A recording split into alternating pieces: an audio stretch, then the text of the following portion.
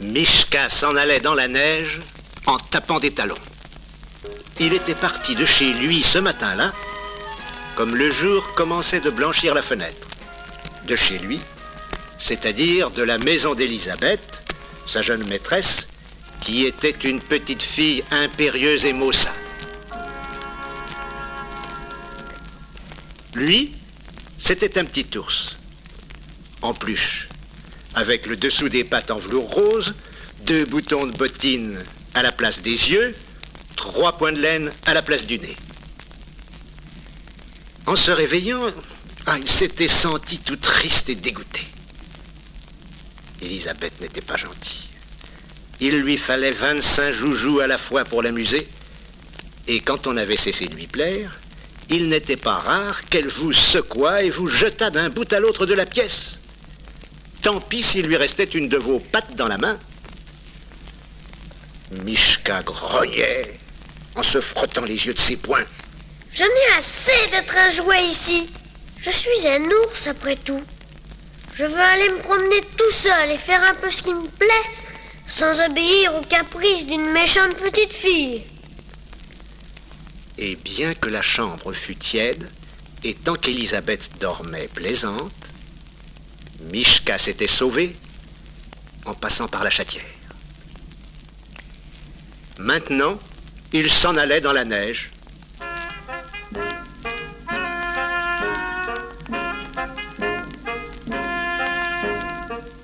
Il levait haut les pattes l'une après l'autre, et chaque fois qu'il en posait une, cela faisait dans la neige un petit trou rond. Or, depuis bien 5 minutes, un roitelet le suivait. Ces roitelets, ces farceurs, ça a la queue retroussée, ça sautille par-ci par-là, on dirait toujours qu'il se moque de vous. Celui-là faisait... Pioup. Pioup. Dans le dos de Michka, et quand Michka se retournait, vite, il se laissait tomber dans un des petits trous ronds que les pattes de Michka avaient fait dans la neige. J'avais bien cru pourtant entendre. Et dans son trou, le roitelet mourait de rire.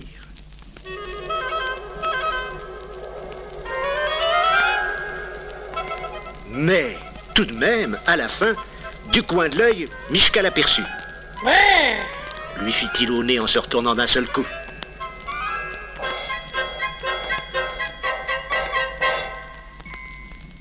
Pauvre roitelet, il eut si peur qu'en volant, il en mêlait ses ailes et que ce fut miracle s'il ne tomba pas. Il se blottit sous un buisson et se tint désormais tranquille. Tra-déri-déra, tra-la-la. Chantait Michka en continuant sa route. Tra-déri-déra, tra-la-la. C'est très amusant d'être un petit ours qui se promène dans la campagne. Je ne veux plus jamais être un jouet. Après ça, au pied d'un arbre où la neige avait fondu, il trouva un pot de miel. Une paysanne l'avait sans doute perdu autour du marché. Mais le pot de miel était fermé et Michka ne savait pas dévisser le couvercle. Après avoir essayé de toutes les manières, il devint furieux. Tiens, grande bête de peau, va-t'en où il te plaît.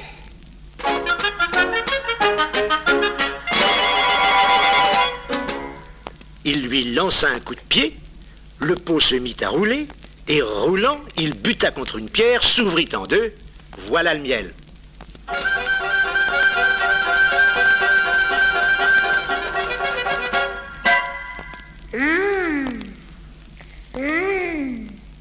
Que la vie est belle dans les bois. Jamais plus je ne serai un jouet. Ça, non. Naturellement, quand il eut bien déjeuné, qu'il se fut bien frotté son petit ventre rond, il eut envie d'aller faire la sieste en haut de l'arbre. Il grimpa donc, s'installa dans les branches et dormit un bon coup. Quand il se réveilla, c'était presque le soir. 2 oies sauvages s'étaient posées à la cime de l'arbre pour se dégourdir les pattes et on les entendait causer. C'est le soir de Noël, disait l'une. disait l'autre. C'est ce soir que chacun doit faire une bonne action. C'est ce soir que chacun doit aider son semblable, secourir les malheureux, réparer les injustices. Tiens, je ne savais pas ça. Et puis, elles s'envolèrent au fond du grand ciel gris. Et Mishka descendit de son arbre et repartit dans la neige, cherchant une bonne action à faire.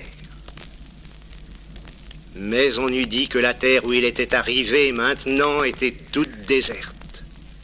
Pas une maison, pas un animal, rien que la neige et les grands bois. Soudain, voici qu'il entendit des grelots.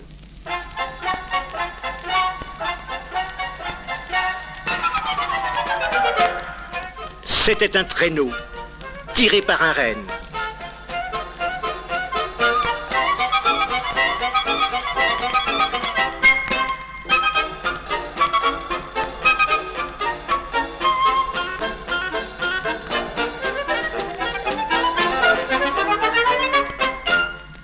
Le renne était blanc, son harnais était rouge et parsemé de clochettes, et tout ça était très joli. Et aussi, dans ses beaux yeux longs, le renne avait une lumière, comme on n'en voit pas sur cette terre, assurément. Sur le traîneau, il y avait un grand sac, tout gonflé, tout bossu. C'était le renne de Noël, qui faisait sa distribution comme c'est l'usage dans les pays du Nord, où il y a bien trop de neige pour qu'un bonhomme Noël puisse cheminer à pied. « Grimpe vite !» dit le renne à Mishka. « Tu m'aideras ?» Oh, ça c'était amusant.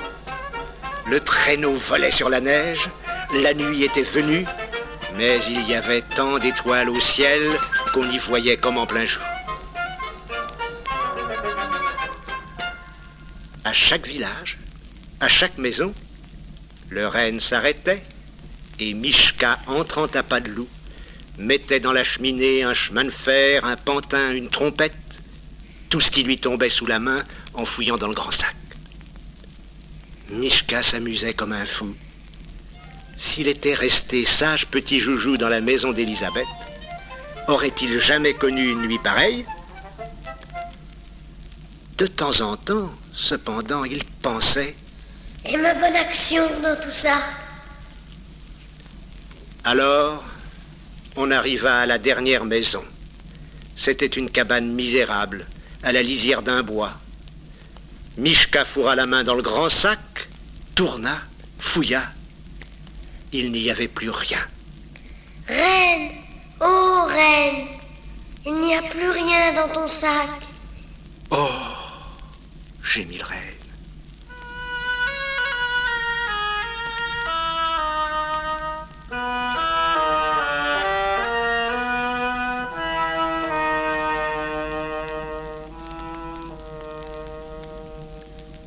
Dans cette cabane, il y avait un petit garçon malade.